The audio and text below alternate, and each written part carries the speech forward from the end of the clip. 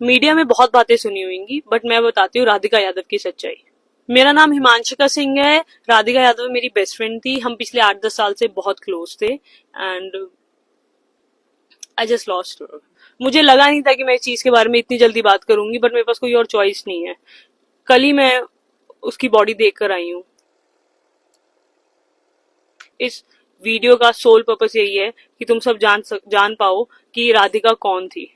राधिका यादव एक international level tennis player थी। वो मेरी बहुत अच्छी दोस्त थी। वो बहुत ज्यादा काइंड सोल थी। वो बहुत स्वीट थी, बहुत ज्यादा इनोसेंट थी एंड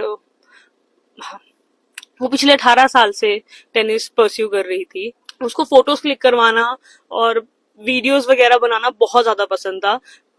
वो जो एक कमर्शियल वीडियो उसकी चल रही है वो एक बस नॉर्मल म्यूजिक वीडियो थी जो उसने आई गेस 1-1.5 साल पहले शूट करी थी एंड उसके खुद के फादर ने उसे ड्रॉप करा था। उसके अलावा भी उसके काफी ज्यादा शूट्स थे एंड पर धीरे धीरे करके वो सब चीजें बंद हो गई बिकॉज उसके पेरेंट्स बहुत ज्यादा वो बहुत ज्यादा ऐसे थे कि लोग क्या कहेंगे। उनके पास हमेशा से ही सोसाइटल प्रेशर बहुत ज्यादा था और वो हमेशा से ही ऑर्थोडॉक्स थे। मतलब रोका टोकी हर चीज में रहती थी। मतलब मैं और राधिका हमने I think we started playing in back 2012 या 13 में। हम साथ में ट्रैवल भी करते थे। हमने आपस में भी बहुत सारे मैचेस खेले हैं। तो मतलब मैंने उसे देखा नहीं है कि किसी से ज्यादा बात करते हुए। हमेशा देखा है कि वो अपने पेरेंट्स के साथ ही रहती है एंड लव जिहाद के बारे में बात हो रही है। आपके पास कोई किसी के पास कुछ प्रूफ क्यों नहीं है? लव जिहाद वो किसी से बात भी नहीं करती थी। उसके घर पे इतनी ज्यादा रिस्ट्रिक्शंस थी बट वो बहुत टाइम से ना अपने घर पे सफर कर रही थी। बहुत ज्यादा उसको ना घर पे बहुत ज्यादा घुटन महसूस होती थी क्योंकि ऐसे कौन ही रहना चाहेगा यार, हर चीज का एक्सप्लेन करते रहना कि क्यों कर रहे हैं, क्या कर रहे हैं, किससे बात कर रहे हो। आई रिमेम्बर वीडियो कॉल्स पे भी उसको दिखाना पड़ता था कि अभी देखो हिमांशिका से मेरी बात हो रही है। मैं उसके घर पे भी विजिट करती थी तो उसकी एकेडमी उसके घर से हार्डली 50 मीटर्स दूर थी बट फिर भी उसको घर पे आने का एक टाइम था कि इससे लेट नहीं हो सकते हैं। 50 मीटर इतना है कि आप घर से उसकी एकेडमी देख सकते हो जहाँ पे उसने कोचिंग स्टार्ट करी थी। एज अ कोच वो बहुत अच्छी थी। उसके सारे स्टूडेंट्स को वो पसंद थी। मैं कल उसके घर गई हूँ तो मुझे पता चला है कि एक्चुअली उसका मर्डर पिछले 3 दिनों से प्लान हो रहा था। On 10th of July I was working out and मेरे को एक कॉल आती है मेरी फ्रेंड की। मैंने उठाई नहीं एंड फिर मैं देखती हूँ एक आर्टिकल आता है।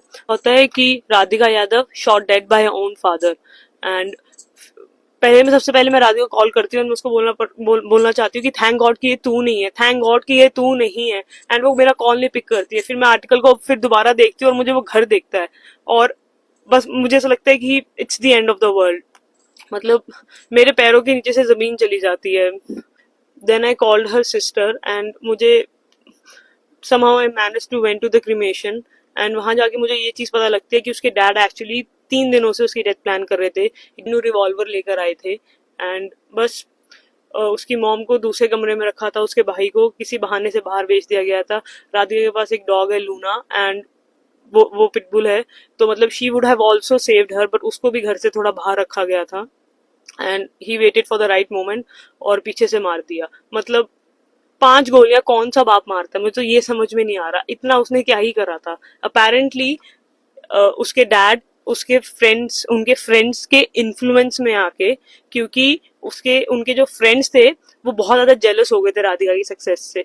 वो 4 लोग जिनकी बातें सुन के उसके पापा ने वो गोली चलाई है, वो 4 बातें ये थी कि ये तो मेकअप करने लग गई है, ये तो छोटे कपड़े पहनती है, ये अब तो तू इसके पैसों पे पलने लग गया है, तू तो अब इसको धंधा ही करवा दे। मतलब मेरे को इस चीज का जवाब दे दो कि कब तक लड़कियां मरेंगी बिकॉज ऑफ मेन और उनका जो फ्रिजाइल ईगो है जो मीडिया में चल रहा है कि ये रीले बनाती है या वो लव जिहाद का। मुझे एक चीज नहीं समझ में आ रही, जो इंसान रील बनाता है उसका अकाउंट प्राइवेट क्यों होगा? उसके अकाउंट में सिर्फ 68 लोग हैं। 68 लोग। जो इंसान रील डालता है उसके कभी इतने इतने कम फॉलोअर्स नहीं हो सकते हैं। अपना अकाउंट उसने प्राइवेट करा हुआ था। लास्ट रील उसने डाली थी 23 मार्च 2024। मैं रही हूँ उसके साथ, मैं उसको जानती थी और मुझे पता है कि वो बहुत ज्यादा शरीफ थी। बट पिछले 10 दिनों में उसकी लाइफ इतनी ज्यादा मिजरेबल, इतनी ज्यादा मिजरेबल हो गई थी कि उसने बस गिव अप कर दिया था। उसने बोला था कि जो तुम बोलोगे, मैं जैसे तुम बोलोगे मैं रहने को तैयार हूँ। बट वही है, उसके पापा का इतना ज्यादा दिमाग खराब हो रहा था, हो रख, हो रखा था कि कोई फेस पे एक्सप्रेशन भी नहीं था। मतलब वो इंसान को दिख रहा था कि कोई साइकोलॉजिकल प्रॉब्लम है, बट वही है, बात किससे करे। मुझे बस एक चीज समझ में नहीं आती है कि कब तक ये